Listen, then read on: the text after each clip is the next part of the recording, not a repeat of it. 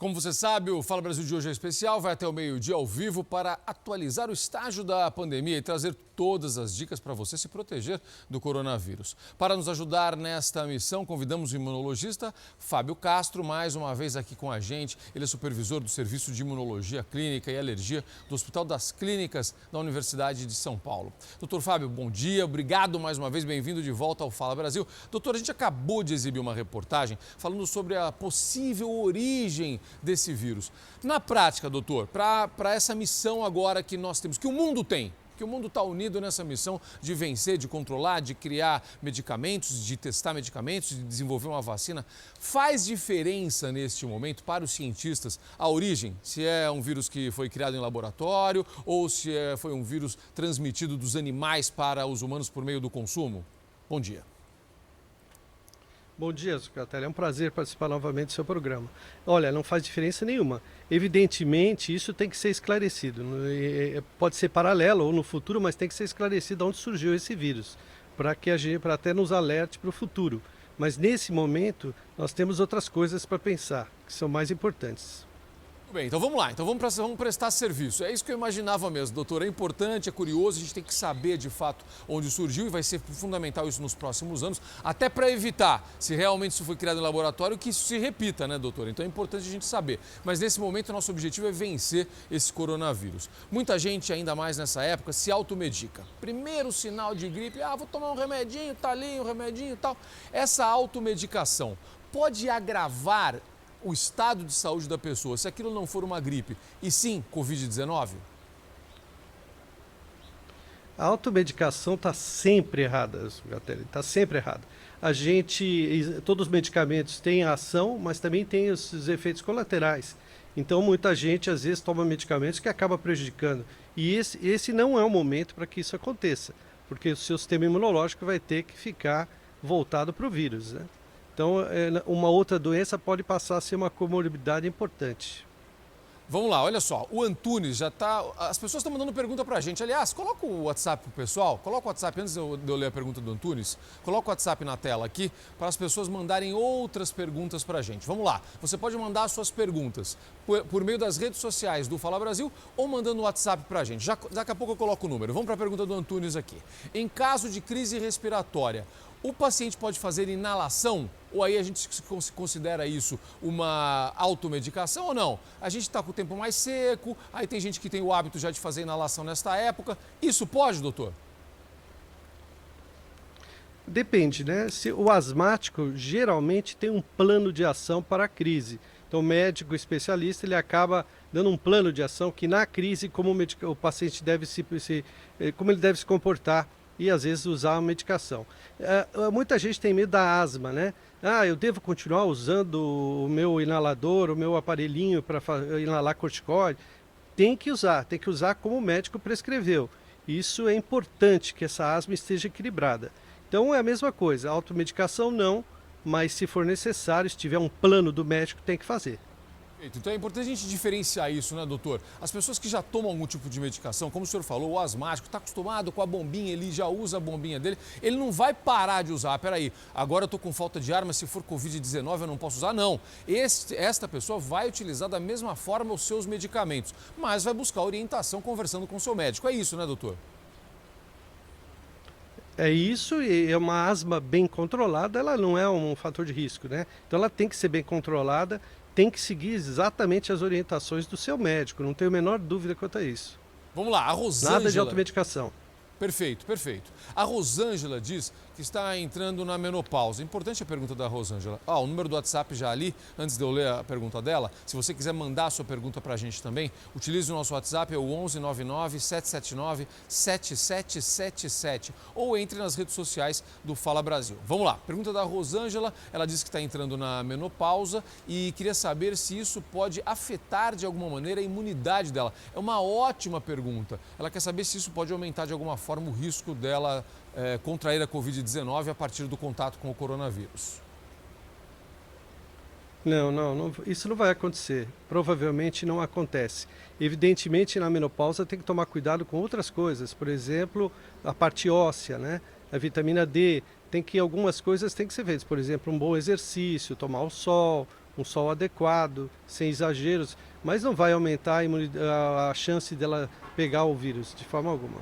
Boa pergunta da Rosângela. A Vanessa diz que o marido tem vitiligo, doença autoimune. Ela quer saber se ele faz parte do grupo de risco. Boa pergunta. Não faz parte. Até hoje nós desconhecemos que vitiligo seja do grupo de risco. Muito provavelmente não. É bem localizado, às vezes a pessoa tem lesões mais extensas, né? É uma doença autoimune, alguns acreditam que tem muita associação com a parte emocional, com o estresse, mas não vai aumentar o risco dela provavelmente. Doutor, tem alguma doença autoimune? Alguma doença autoimune que coloque a pessoa no grupo de risco? Pergunta da nossa equipe, inclusive, aqui. O que acontece e que também precisa ser melhor esclarecido, em algumas doenças autoimunes, a pessoa usa medicamentos que são imunossupressores. Até que ponto isso deixa realmente a pessoa mais suscetível? É possível, mas não dá para ter certeza absoluta não, porque esse vírus ele age de forma bastante complexa, né? Mas então é nesse caso, né? Ou uma doença autoimune muito descompensada e ele passa a ser de alto risco. A verdade é que a gente está aprendendo muito ainda sobre esse tal desse coronavírus, né, doutora? Cada dia as informações vão chegando, a gente vai entendendo de que maneira ele circula, de que maneira a gente está sujeito a piorar, a ficar com a versão mais grave ou o jeito mais grave da Covid-19. Fabiana e Camila tem pergunta para o senhor, doutor, antes da gente seguir com os nossos telespectadores. Meninas? Bom dia, doutor Fábio. A gente tem uma pergunta conjunta, na verdade, sobre os testes rápidos e testes em geral, né? Eles estão chegando agora para a população, ainda é um serviço pago, mas a gente quer saber, na verdade, se quando ela vai testar o anticorpo, se esses testes são realmente eficientes, se as pessoas que têm acesso a isso, elas devem fazer, e você tem uma questão sobre a sorologia. Muita gente está procurando agora fazer essa sorologia. Quero entender se eu tive, se eu não tive.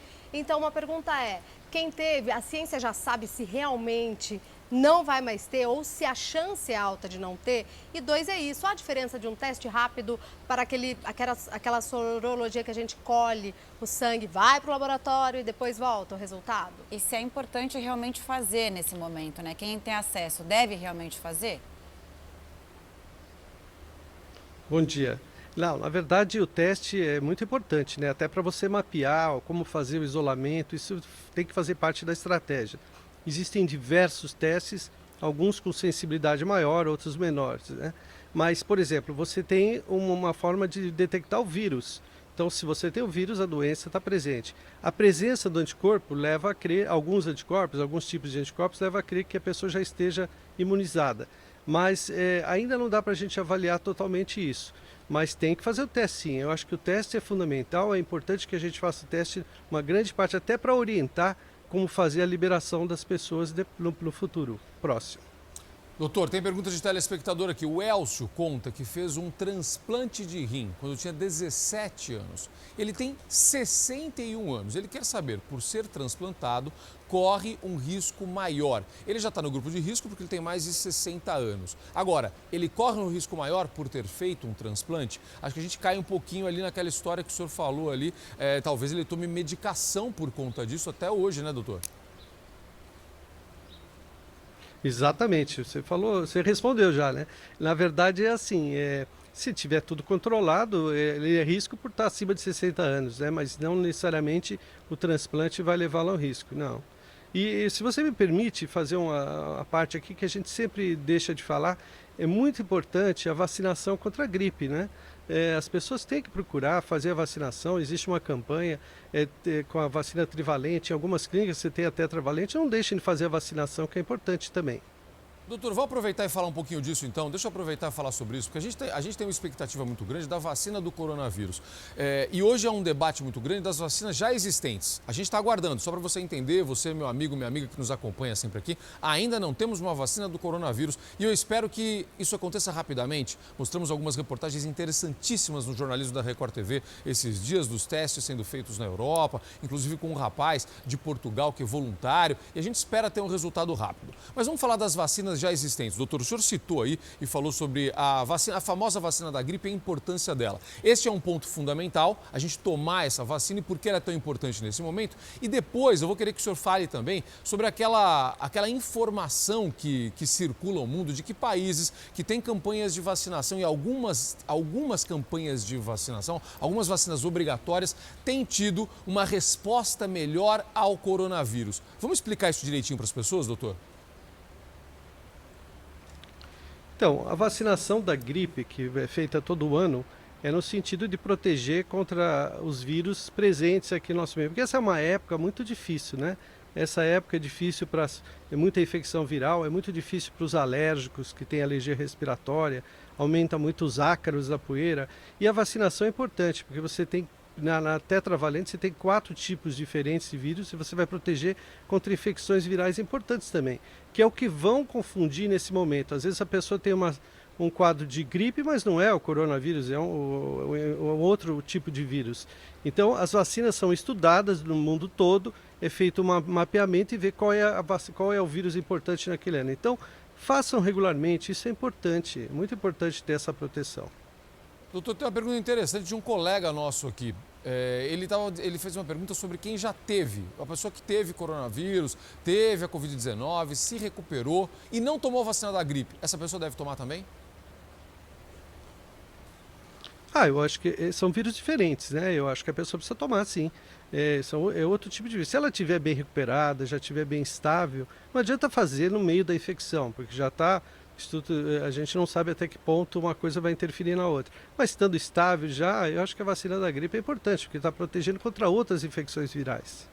Tá perfeito. Doutor, vou pedir para o senhor continuar com a gente, as perguntas estão chegando, nós também temos outras perguntas aqui. Já vamos passar para o senhor, vamos colocar de novo o WhatsApp para o pessoal na tela para a gente ajudar nossa amiga, nosso amigo, nosso telespectador que está com a gente nessa edição especial do Fala Brasil, é o 11 99 779 7777. Você pode mandar sua pergunta por WhatsApp, se preferir, entre nas redes sociais do Fala Brasil, você também pode colocar a sua pergunta lá. E a gente vai repassar aos nossos especialistas convidados, como o doutor Fábio, que está aqui com a gente.